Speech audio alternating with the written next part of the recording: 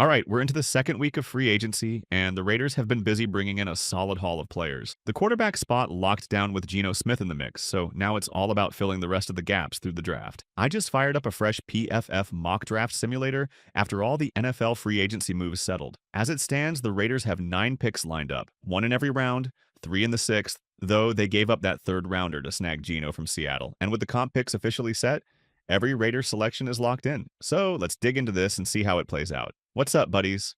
Welcome back. If you are new here, make sure you hit the subscribe button.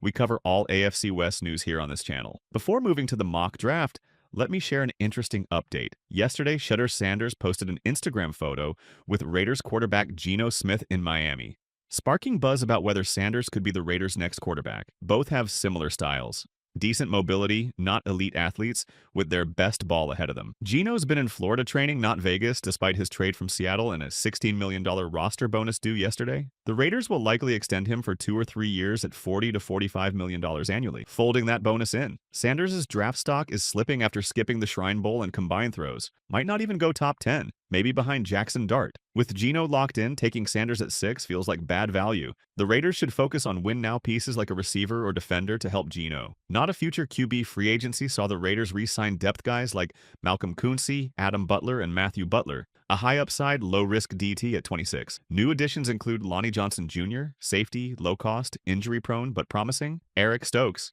ex-first-round CB from Green Bay, with upside under Patrick Graham's elite scheme, Elandon Roberts, run-stuffing LB from Pittsburgh, a tone setter at $3 million, Jeremy Chinn, safety, LB hybrid at $8 million, likely a starter, and Alex Kappa, Bengals guard on a 1-year deal. Smart but weak against top D linemen like Chris Jones. The focus is on physical, lengthy players to fit a Pete Carroll influence system, though coverage might be a weak spot with Chinn and Isaiah Pola-Mao. Fans should weigh in on Geno's extension and these moves. Okay, now back to the mock draft. Here's how the draft board started. First 5 picks: Abdul Carter, Cam Ward, Armand Membu, Travis Hunter, and Tyler Warren, all off the table. I'm sitting there eyeing up names like Tetairoa McMillan, Mason Graham, Ashton Jeanty, and Will Campbell. Raiders had a ton of directions they could have gone for real, but then a trade option popped up, and I'm like, hold up, what would you do here? Hit the comments below. 4 teams were itching to move up. Panthers at 8, Cowboys at 12, Cardinals at 16, Bucks at 19. I weighed every deal, and the Panthers at 8 made the most sense for the Raiders. Here's what I pulled off. Swapped first-round picks, so we slide from 6 to 8, pick up their second-rounder at 57, and a 4th at 111. All it cost me was one of those 6th-round comp picks, 213. Panthers jumped up and took Mason Graham. A lot of folks peg him as a top defensive stud. Then at 7, LSU's Will Campbell went off the board. Honestly, I loved how this shook out. Still had McMillan and Jeanty sitting there, plus extra picks to play with. More picks mean more chances to grab talent, especially in a draft like this where the first 3 rounds are stacked. After that, it drops off fast. So at 8, I picked Arizona's wide receiver Tetairoa McMillan. If it's down to him or Jeanty, I'm betting the Raiders go McMillan. Why? He's got that connection with Brennan Carroll, Pete's kid, who's been coaching Arizona's O-line for the last 3 years. Round 2, pick 37. Holy cow, the talent started disappearing quick. Threw me off, no lie. I grabbed a guy I've never mocked before, at least not that I recall. Safety Xavier Watts. Raiders checked him out at the Combine, and they need a real deal center field free safety. Jeremy Chinn's good. Isaiah Pola-Mao's all right, but they need another guy they can trust deep. Watts? 6 interceptions, 9 pass breakups. Dude's a straight-up ball hawk. I'm all about that pick. Then at 57 from that Panthers trade, I was crossing my fingers for a running back.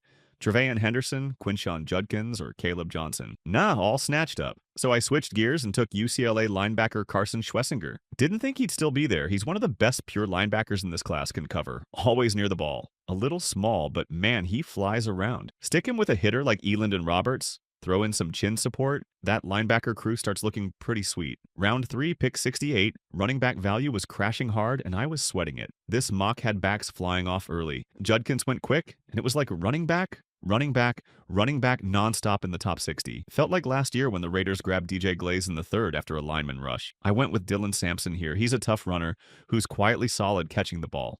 Not quite Judkins or Johnson, but his patience and knack for popping a big one. Match him with a burner like Raheem Mostert, and that's a 1-2 punch this coaching staff would dig. Round 4, pick 108. That trade back paid off big here. Depth dries up after round 3, so nailing value is everything. I snagged corner Jacob Parrish. He's a bit undersized, but he's got that dog in him. Reminds me of Amik Robertson, who I loved for that same spark. This staff lives for those tough, scrappy dudes. Elandon Roberts, Lonnie Johnson Jr., Eric Stokes, Chinn, all guys who hustle on the small stuff for huge results. Parrish was the top corner left and flat out the best player still there. No way I'm passing on him. Round 4, pick 111 from that Carolina deal. I went project mode with Chase Lunt, a 6'7", 300-pound offensive lineman. Guy's skinny for how tall he is, but listen up. Stick him in an NFL weight room, pile on 25 to 30 pounds, and he's got serious potential. Had a good year, can line up at right tackle, go head-to-head with DJ Glaze. Raw? For sure, not ready to start tomorrow, but give him some coaching, and he could turn into a beast in a year or two. Round 5, pick 143. Time to focus on depth and special team. I grabbed quarterback Kyle McCord, and I'm not hiding it. I love this dude. Day 3's the spot for a quarterback here. Cam Ward's the only first-round guy who can step in and win now. Names like Shedeur Sanders, Jackson Dart, Jalen Milroe, they're sitting early on. Raiders need a backup with upside. McCord's got that Ohio State background, and I'd pick him over Will Howard every time. Shedeur was hanging around at 37. Could have traded up. He went 54, but he's slipping. Could fall to 20.